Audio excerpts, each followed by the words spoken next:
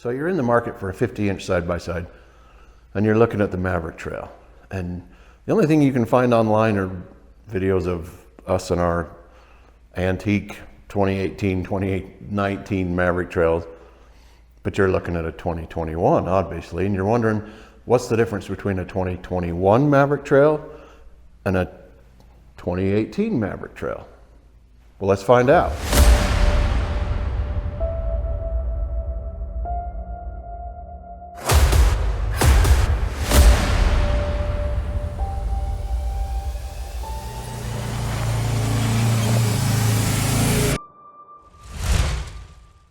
So what is going on? Welcome back to the channel and welcome back to yet another video. This video we're going to compare my son's 2021 Maverick Trail that he just bought to my 2018 Maverick Trail. Show you some of the things that they've improved and some of the things that they've not improved. First, I want to thank you for coming back and supporting the channel. And for those of you, this is your first time here, go ahead and take a look around. You know, this channel is all about 50-inch trails, 50-inch trail riding, 50-inch machines, obviously. But if that kind of thing interests you, I think you're in the right place. Right down at the bottom of the screen, little subscribe button, go ahead and click it, and you're on your way. But yeah, let's get started. All right, so I am going to start off with the negatives, just so that we end on a high note. I think this is a big one for me. The 2019, 2018 have a differential lock, unlock. Now, from what I can tell in 2020, that feature is gone. It is now a locked rear differential 100% of the time. So you think, well, no big deal. And it's not the end of the world. But back in the day, that was the reason that I chose the Maverick Trail over the Razor Trail, because in 2018, the Razor Trail got rid of their turf mode. So it had a locked rear differential. And that was another thing that really appealed to me about the Maverick Trail. Now, some of the times that it really matters, one thing I have noticed, I mean, aside from black marks on your driveway, every time you turn, you know, that inside tire, the outside tire are turning 2 different speeds, and it leaves black marks on your driveway. Not the end of the world, but on your lawn or anything else, it's going to dig up your grass. Now that was a huge thing for me. But aside from even just the practical things, another big thing, I didn't even realize it until I think it was our first spring, first time we got the machines out in the spring after I bought this. My wife was in the Maverick Trail and I was following her on the ATV. And I noticed that whenever she went on a side hill, the rear was sliding downhill. And you could just kind of see the whole thing kind of dog walking down the trail. The rear end was down like this, the front end, you know, like that. And I'd asked her on the radio, I'm like, is your differential locked? And she says, yeah. And well, unlock it, let's see what happens. And so she unlocks it, and up it went. And another thing that I noticed that was a biggie, the first time I drove mine, we went on a trail. It was a maiden voyage, essentially. And, you know, of course I locked the rear differential because I'm on a trail and I'm in 4-wheel drive and I'm in low and I'm doing all these things. And on a really tight section, because of the length of the chassis, the wheelbase, you can feel it. When you're going to make a sharp turn, you can feel it. The rear end being locked, trying to force you straight while the front tire is trying to make that turn. And you can feel the front and the rear essentially fighting each other. You can feel it. And again, if you bought it that way and essentially it was born that way, and you probably wouldn't notice the difference, but having the ability to unlock it really makes it feel a lot freer through the technical stuff. So for me now, whenever I'm on a tight 50-inch trail, I'm in 4 and I'm in low, and I have the rear diff unlocked. Unless I come up to a hill straight up that's steep, then I'll lock it. but for the most part, it's unlocked. See, sorry, I'm looking at my monitor instead of the camera. I'm going to keep doing that, and I'm sorry.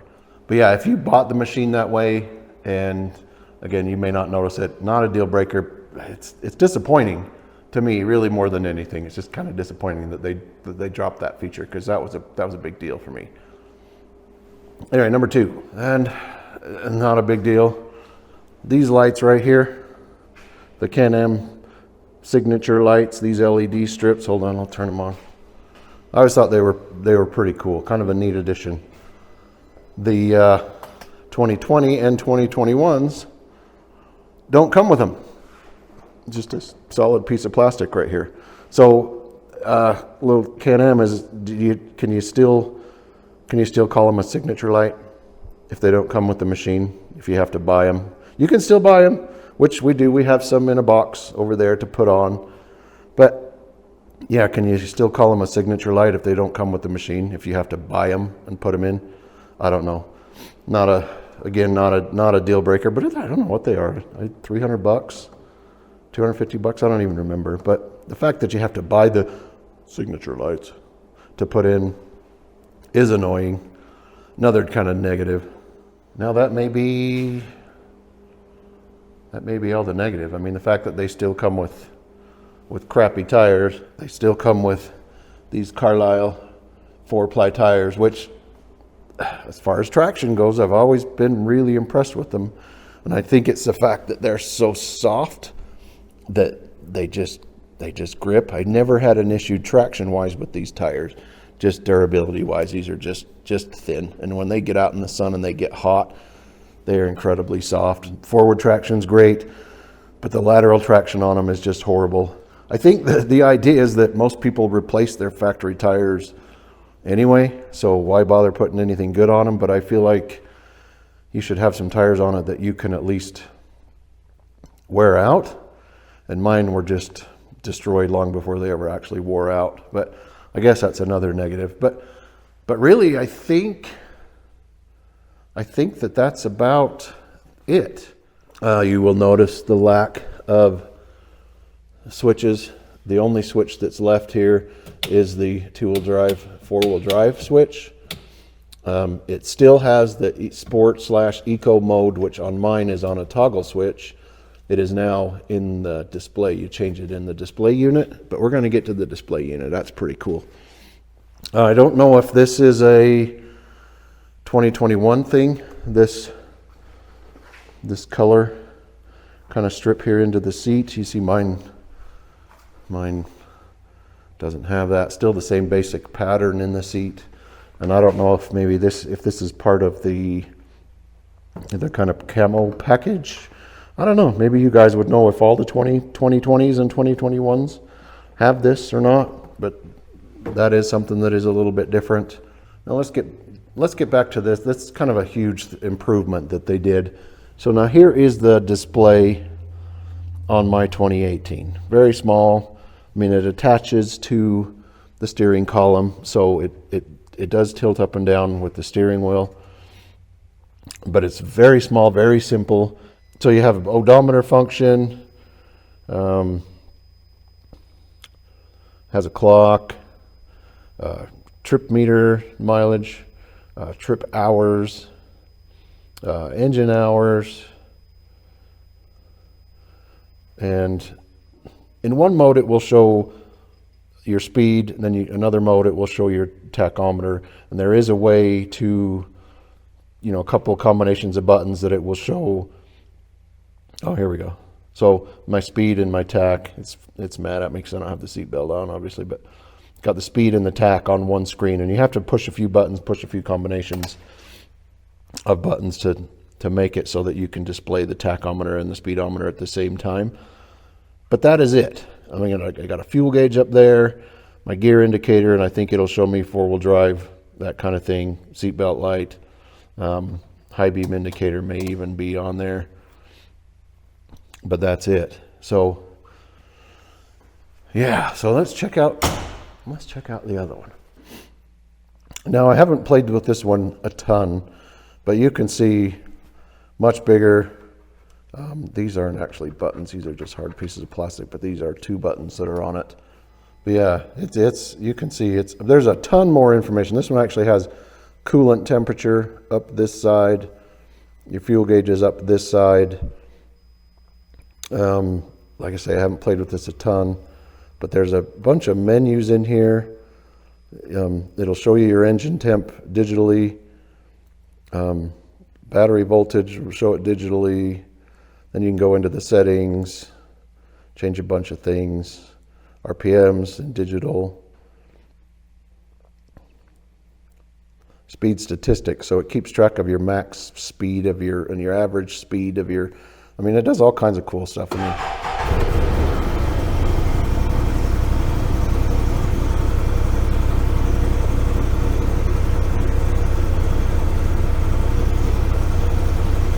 so showing the RPMs, you got a clock up here, your gear indicator over here. But then this one, I can't remember what this one does. Oh, your trip meter reset. So it's gone 14.6 miles.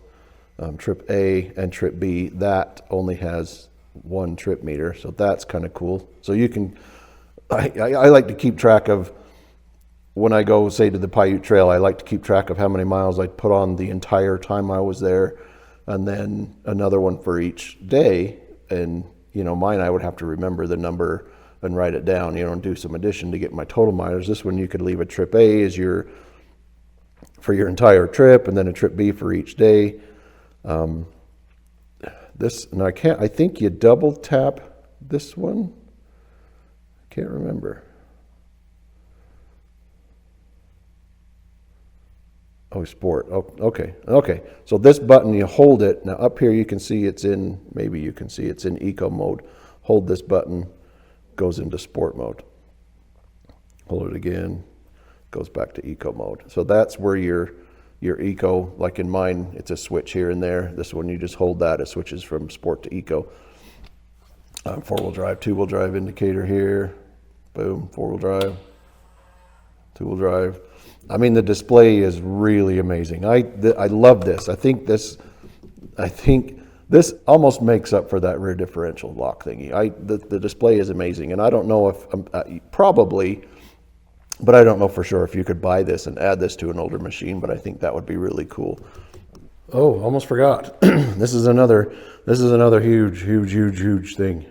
This is something that I've been complaining about since my very first walk around after our Paiute Trail trip.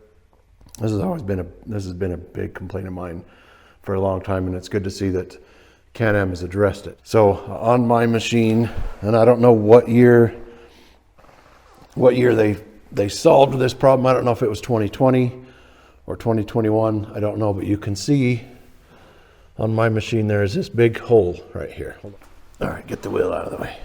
So you can see there's this big hole right here. Now that goes right to the back.